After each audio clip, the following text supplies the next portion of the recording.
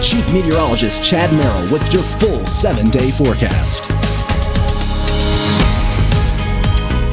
Welcome back, everyone. Two spectacular photos. First, from Serena, our weekend anchor, showing it completely dark in Dayton, Ohio. And John from Lansing, he could see the eclipse through the clouds, which parted at about 3:20 p.m. just after the peak of the eclipse locally. It did get a little bit cooler. It was something to experience here in southern West Virginia.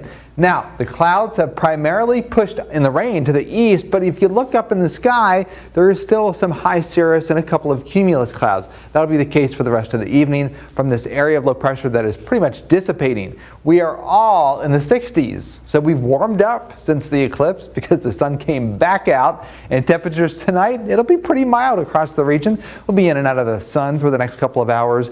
Tomorrow morning down to 53 degrees, so pretty mild.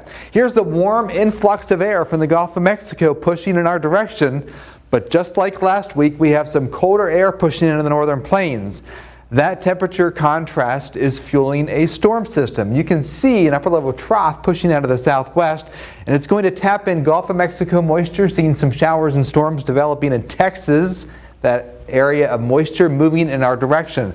The clash of the moisture with the influx of moisture from the Gulf of Mexico combined with the drier, cooler air from the north will help promote the thunderstorm event across our region with lots of rain. But tomorrow, folks, we got a high of 68 with just a shower a little bit later in the day. Here's the risk on Thursday. The coverage will be scattered. The likely timing in the morning when the warm front comes through, 1, 2, 3 thunderstorms, and that's when there's a little bit of spin in the atmosphere. That's when we do have a slight potential for a tornado. Now, in the evening when the front comes through, we are going to have some stronger winds, probably gust at least 30 to 40 miles an hour, and the threat for a few severe thunderstorms as the cold front makes its way through. So Thursday is the day we have to be particularly mindful, and if you live in a low-lying spot between Thursday and Friday, 1.5 to 2.5 inches of rain, that will promote flooding. I expect the Weather Service will issue flood watches across the region.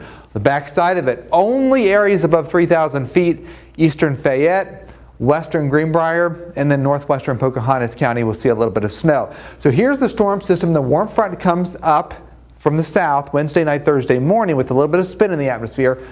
Backside of it, we've got a lot of rain and then some wind, and that rain will continue light through Friday into early Saturday, with the highest elevations picking up a little bit of snow on Saturday, and then another 2 systems coming early next week. You will feel it with the pressure dropping starting tomorrow all the way down to Thursday.